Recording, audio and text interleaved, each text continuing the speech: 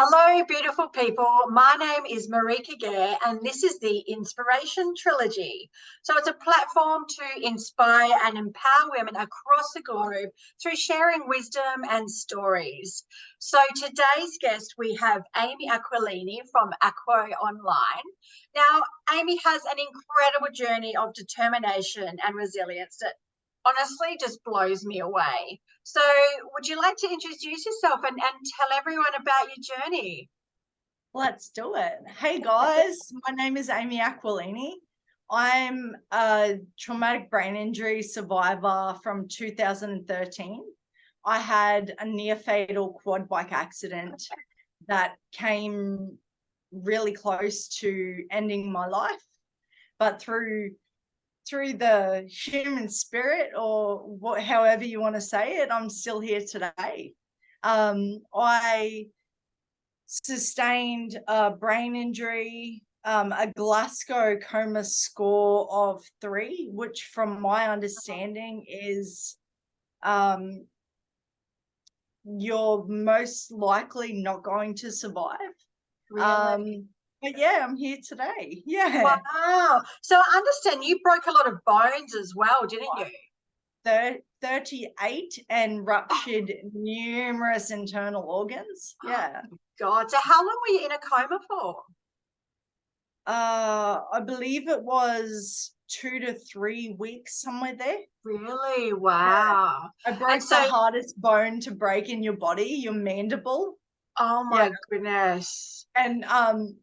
And recently my body's been trying to remind me of that, because at night time, oh my God, it just Oh, aches. And I'm like, oh dude, stop. oh, that's hard, isn't it? Because even though you've sort of come past this accident and you've done all the work, you still have those long-term issues and pains and things like that that kind of come up. But it's also a reminder that, yeah, that's right. I went through that. I'm still kicking ass.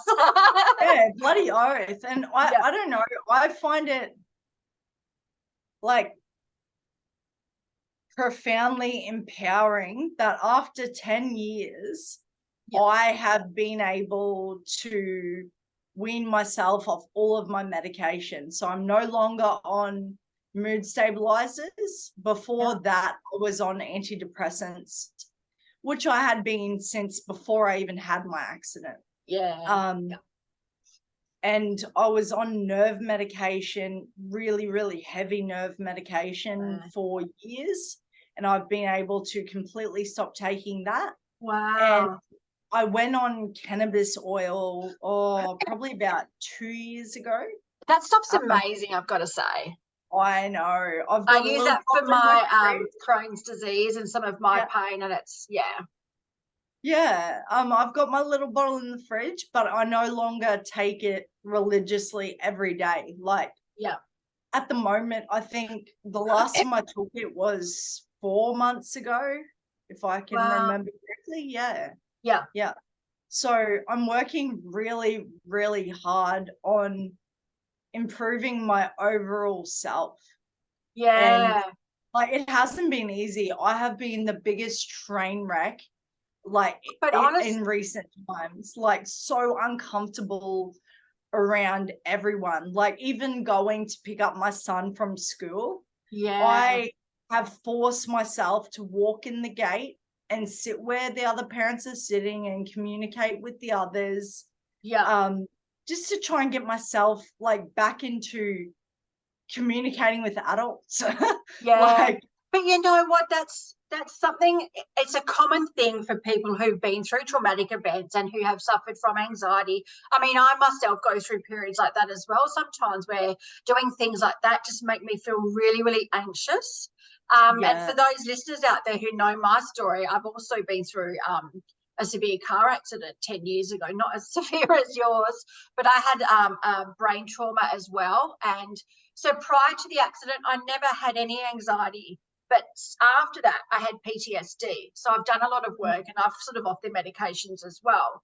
But there are moments where it comes back to haunt me in a way, and my anxiety just is really escalated, particularly when I'm overtired and things like that. So I totally Oh, when I'm understand that. I think overtired, it's, I'm sorry. No, keep going. When I'm overtired, I get so overstimulated. Like Yeah. loud noises just Yeah. trigger me so easily. And like my children know that, and Yeah. they play on it, and like they know it drives me insane, Yeah. and they know the way I'm going to react. But I'm really trying to work on that at the moment. But it's Um, hard, right? it is, but I mean, I've got a 5-year-old, and I'm the same where loud, similar to, I mean, my injury, gather was similar in ways. And loud noises and things like that, just it's like you just can't handle it. It's really, yeah, it's yeah, overwhelming really quickly. So it yeah. really is. Yeah, yeah. Um, So how old yeah. are your children? So Jack is 6. Yeah. He's in grade 1, and Harry is 4. And oh my Wow. God, 4 sucks. No, he's beautiful. He's so cheeky, and like I thought Jack was the prodigy. No, no, no, no. Harry is like, oh, this child is just always happy. You could be having the shittest day in the world, and Yeah. he makes it better. Oh, Oh, it's he's so full of beautiful. character. Yeah. Yeah, my Yeah. son's 5, and he's the same. Like, he can absolute devil at times, but at other times he's Yeah. just, if he sees you down, he's just so beautiful. He'll open the car door for me. He's going, "Do you want to cuddle, sweetie?" Like, he's just, Oh, and it melts your heart, and it yeah, just it really brings does. home, what to be Yeah. sort of be thankful for and grateful for. And it's just, yeah. And so, look, going on from your accident, I mean, waking up from your coma, do you Yeah. do you remember your headspace at that time?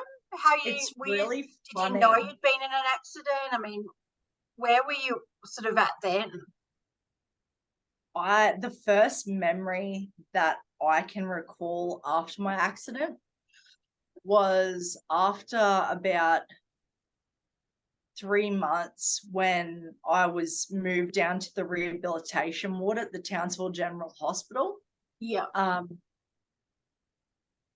Wow.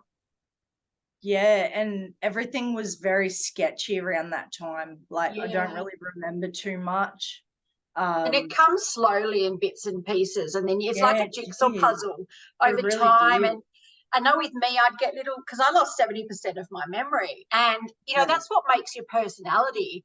And yeah, I was similar. I couldn't talk. It was coming out a bit gibberish. I was very yeah. confused. I didn't Well, understand that's what words to use and yeah, things like that. And it's just, but you get little pieces, and you're like, is that a dream? Is that a memory? But slowly you kind of yeah. put the jigsaw puzzle together, and it's, So that's why I've got a little bit tattooed above my butterfly there on my wrist. Um, oh, yeah. it's not really clear, but yeah, that's so my physio assistant, Glenn Gilboy, he was like awesome. We got on so well. Um, and that's what he named me, because Amy, can you do this? A little bit. Can you do that? A little bit. And it was like literally the only thing I said for so long. But going back, like leading up to my accident, the last memory I have was from about 2 weeks prior to my accident. Really? Okay. Yeah, and like Wow. it's really freaky at how clear I remember that interaction. And then after it, like honestly, I feel as if I have just picked myself up out of survival mode Yeah. after just traumatic event after traumatic event after traumatic event. And like Yeah. we were talking earlier, like from when I was like 14 years old, Yeah. just it was just a reoccurring pattern. Yeah. So do you feel in some ways like, I know it's a little bit cliche, but having the accident as traumatic and everything that it was, it's kind of like a life-changing point, and you realize So that yes, you have that determination, you're going to kick ass in this life, and you just go along this different path, and you stop feeling, I guess, like the victim at some point and you just powerhouse through with that determination? So my thing, and I don't care like who asks me, I'd tell whoever that my accident was a blessing in disguise. Yeah. It really was, I because say the person who I was before my accident, like, that wasn't a good person. That wasn't a good human being. You Like, weren't making the most out of your life. yeah, no, I wasn't. Because I struggled with addiction from, I'd say 18 years old, Yeah. I guess. Yeah. Yeah. And like, when you're struggling with addiction, you're not yourself, you No. know. And you don't have that love of yourself No, really you as don't. well, and that desire to kind of have everything you want, because you're stuck in this vortex of Yeah, addiction. Yeah. yeah. And that's another thing that I've done a lot of shadow work on recently, is my self-worth.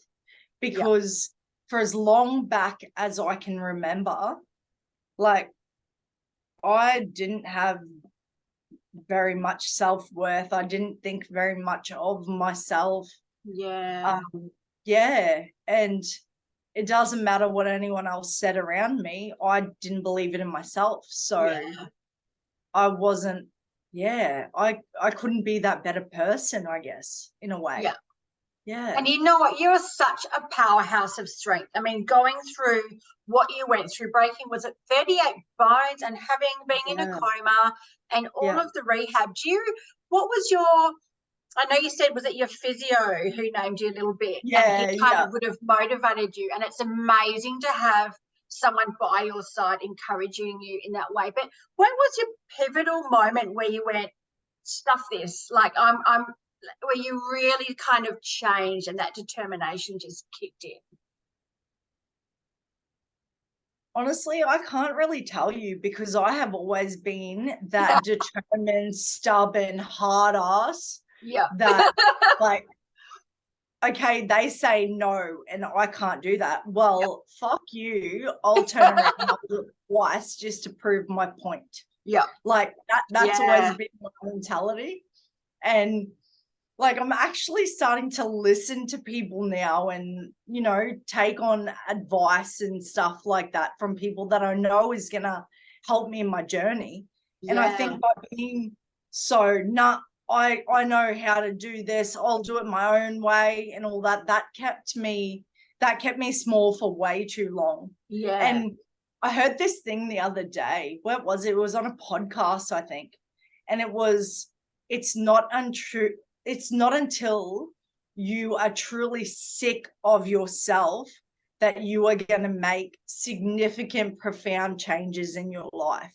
Yeah. And wow. I'm noticing so much changing for me at the moment. Yeah. And it's really incredible to like be aware of what's happening in my life.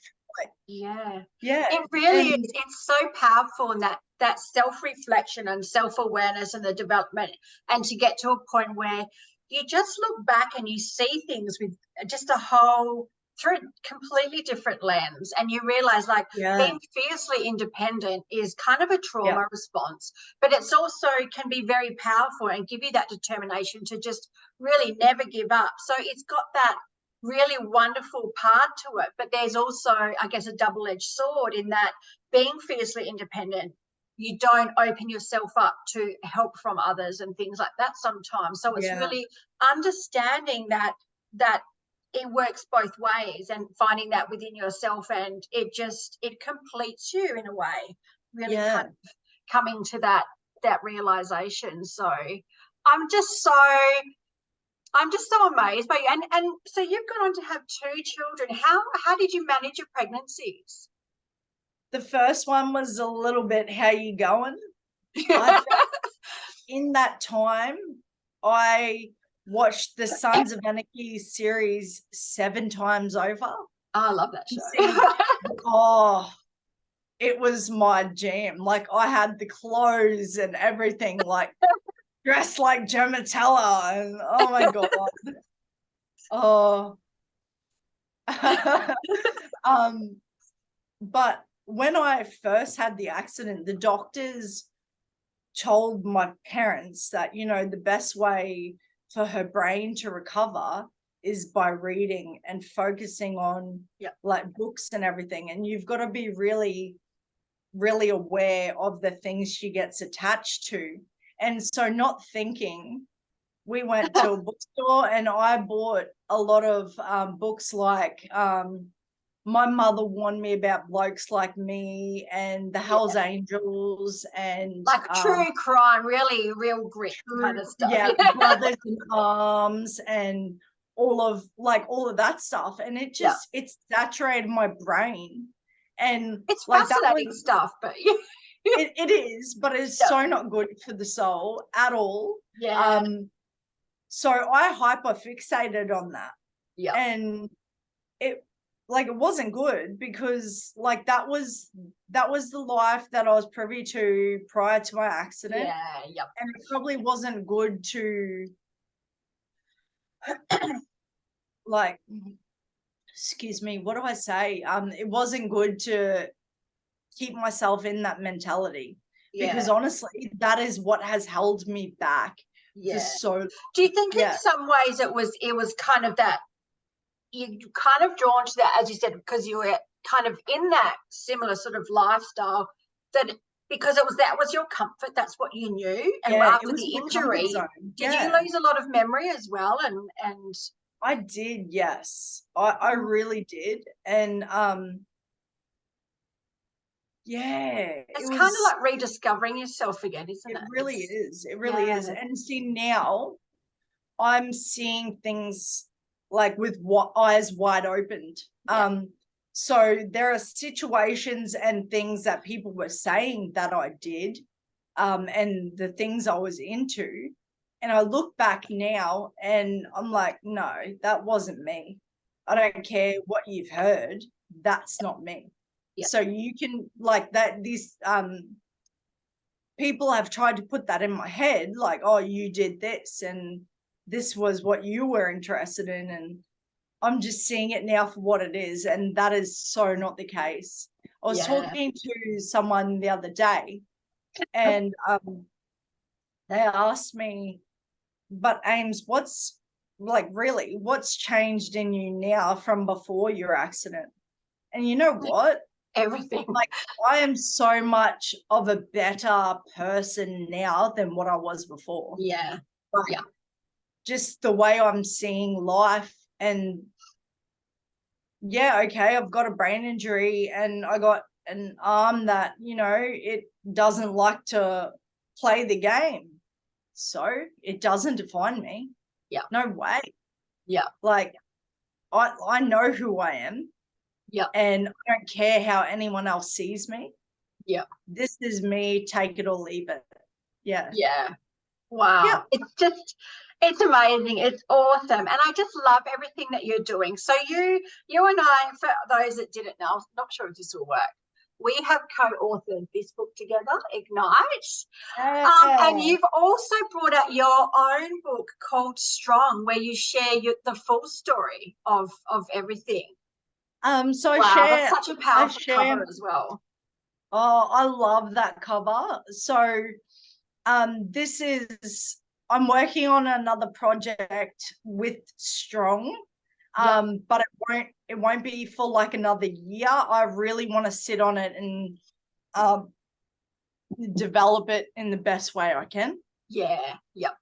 So not throwing out too many spoilers there, but things are coming. I'm really excited for what the future has for me. And I'm feeling so. I've made this time around after probably my hardest breakup I've ever experienced in my life. I've now rebuilt myself and I have made myself happy. Yes. And that just changes the entire game. Yeah. Like, And that's the It's true insane. key, not looking for outside Yeah, influences. Oh, I just need, material things that will make me happy, a partner that will make me, this will make me happy. If I do this, it will make me happy. Love yourself for who you are. yeah, Love yourself for how far you've come. And you've done yeah. incredible things, by the way. And like, I never used to really accept like everything I've been through and everything I have overcome as anything significant. But holy shit, I died twice and I'm still here. Yeah. Like that in itself is like, I can't even find words And to you know describe what? how freaking awesome it is. Like, yeah. And you are still here because you have some amazing gifts to give to the world and to share with others. And this is what you're doing now. This is your life path and your journey. And, you're now a motivational speaker. You've got other things in the works. So, for, you're just showing that resilience and determination and power to other people out there who might be struggling and who can flourish in life just like you have. So for anyone out there listening who really wants to hear more of you and read your book and perhaps have you as a motivational speaker at an event, what's the best way to get in contact with you? So you can jump on my Facebook. I'm always on Facebook, but I am on LinkedIn, Instagram. So LinkedIn is Amy Aquilini, Instagram as oh man, they just changed it. I think it's Amy Aquilini, Aqua Online. Yeah, we can put all the links below Facebook, as well. Amy Aqua. Yeah. And my website, www.aquaonline.com.au. Yeah. Awesome. Honestly, like I love talking to you. I could talk to you all day. I know. Oh my God. Oh, we've got so many sort of you just amaze me. And I just love talking to you. But look, we do have to kind of, I guess, wrap things up, and perhaps we can have another podcast session in the future. But look, as a last little thing for the podcast, what's your favorite quote? I don't chase, I attract. Awesome. In every aspect of my life at the moment, I don't chase, I attract. Yeah. So just everything. So in business, family, just life, everything. Life, like friendships, relationships, all of that. Like what's going to happen will happen in the right time and space. And I believe that down to my core. Yeah. Absolutely. The universe puts us in different situations and we go through cycles. And when we're ready, it all just flows and comes to you and you attract everything that you deserve. And I feel like you are definitely in that space at the moment. You've done some incredible work within yourself. You're doing incredible work that you're offering for others. And I can't wait to share this podcast. So look, for everyone out there, thank you so much for listening. I hope you reach out to Amy. She's just got so much to offer, and I personally would love to have you at one of my future events. So look, thanks again for being on the show, and we look forward to seeing everything that where you're going. Thanks for having me. Okay, thank you so much for having me today. Oh, it's been awesome. Thank you. And thanks all the listeners out there. Reach out and we'll have another episode up soon.